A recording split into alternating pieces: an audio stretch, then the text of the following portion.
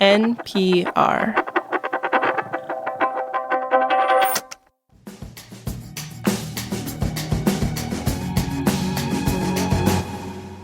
This is The Indicator from Planet Money. I'm Adrian Ma. For decades, there's been this popular idea about the internet, and social media in particular, that there's sort of like a digital town square, a place where people can gather, share ideas, dialogue, and debate. And in this view of the internet, Facebook, YouTube, and X aren't just machines for spreading memes and misinformation. They're platforms for exercising that most hallowed of American rights, the right to free speech. And it's an alluring idea because it gives a sort of noble justification for all the messiness that we see online. But if you were to ask Olivier Sylvain, this view of the internet as a sacred zone for free speech is really a myth, and one that's doing us more harm than good. These are not passive, neutral conduits, right? These are entities that are making decisions about content delivery, but they can never be held accountable for it. Olivier is a professor at Fordham Law School who studies communications and information law. He recently published a book called Reclaiming the Internet: How Big Tech Took Control and How We Can Take It Back. Today on the show, he lays out his argument for why he thinks a libertarian myth of the internet has given big tech too much power, and the changes he'd like to see to give some of that power back to the people. This message comes from Insperity, providing HR services and technology, from payroll, benefits, and HR compliance to talent development. Learn more at insperity.com/HR matters. This message comes from Progressive Insurance. You're listening to this podcast, so you've got a curious mind. Did you know that drivers who switch and save with Progressive save over $900 on average? Visit Progressive.com and get a quick quote with discounts that are easy to come by. Progressive Casualty Insurance Company and Affiliates. National average 12-month savings of $946 by new customers surveyed who save with Progressive between June 2024 and May 2025. Potential savings will vary. This message comes from Edward Jones, where they believe rich is about taking care of what gives your life meaning. That's why your financial advisor personalizes your plan to help you preserve your progress and create something that lasts. Let's find your rich. Edward Jones, member SIPC. As Olivier Sylvain tells it, the 1990s were a really idealistic time for the early internet. You see people writing about how the internet would displace governments and allow people, users, end users, finally govern themselves. You no longer had to rely on a publisher to distribute the ideas. You can go to an electronic bulletin board to find news and not have to, worry about the editors at a newspaper. So there was something about what was happening on the internet in the 1990s that felt especially liberatory, I should say. And that's where the libertarian idea sets in, right? It's this notion that governments are getting in the way. This skepticism towards government's regulation of the internet was also on display in the courts. In 1997, the Supreme Court heard a case called Reno versus ACLU. It involved a law that Congress passed called the Communications Decency Act. And this law had a lot of parts to it, and one in particular was called Section 223, which criminalized the knowing transmission of content that was, quote, obscene or indecent. Now, the ACLU argued this language was way too broad and violated the First Amendment, and the justices unanimously agreed. They ruled in favor of the ACLU, and most of the law, including that section, was struck down. Arguing that the internet is a platform for all people to be pamphleteers, where everyone can be a town crier. And it's an argument against government regulation of the online space. So this is something that is permeating the culture, and there's real resistance to the idea that government can have any say in how information, traverses the internet.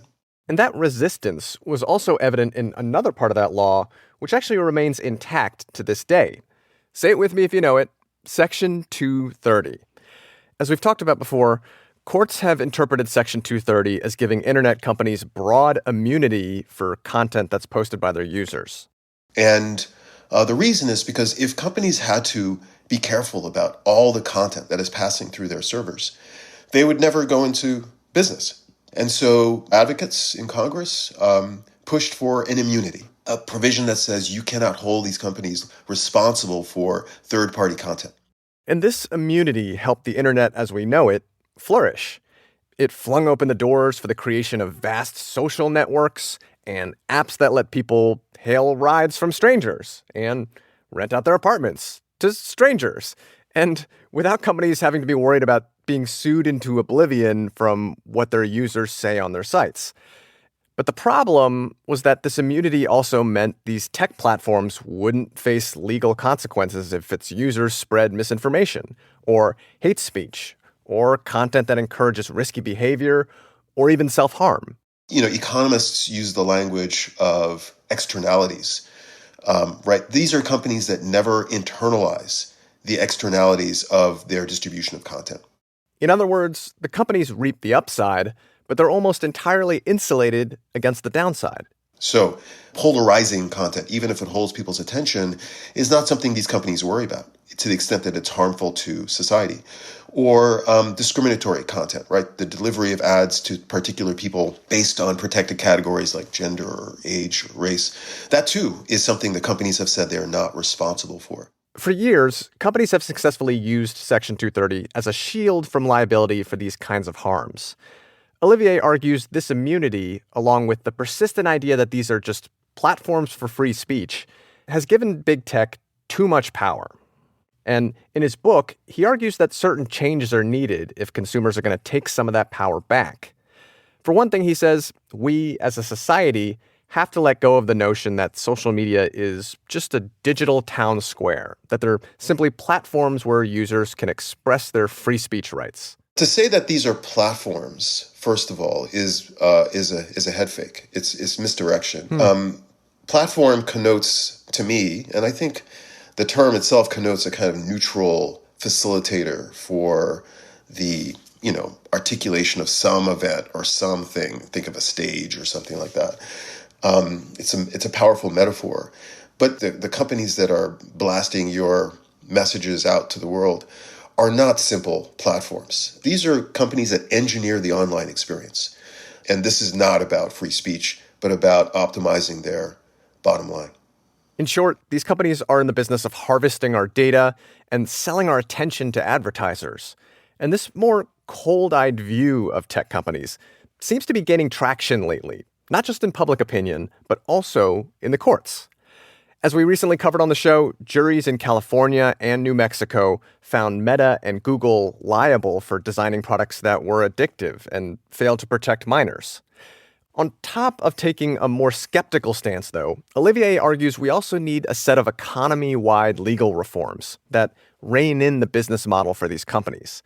And he says we should start with Section 230.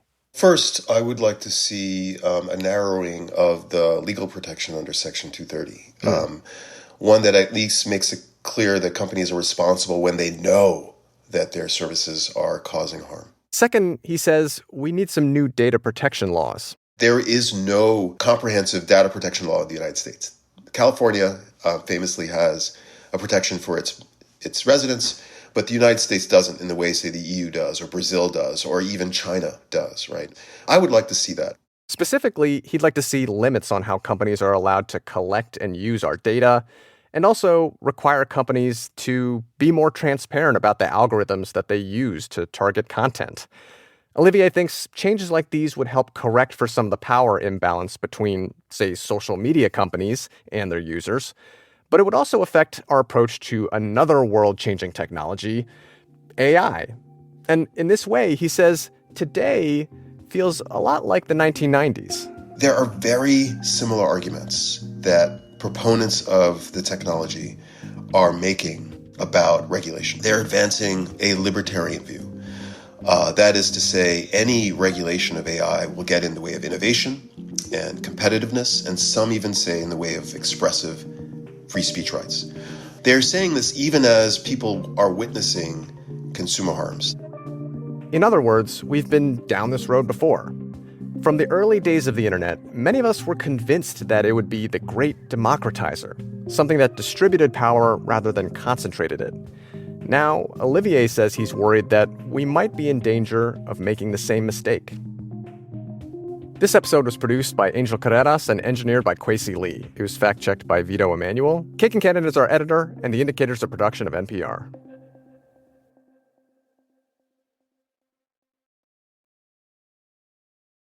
This message comes from Insperity, providing HR services and technology, from payroll, benefits, and HR compliance to talent development. Learn more at insperity.com/HR Matters. This message comes from Capella University. That spark you feel? That's your drive for more. Capella University's FlexPath learning format lets you earn your degree at your pace without putting life on pause. Learn more at capella.edu.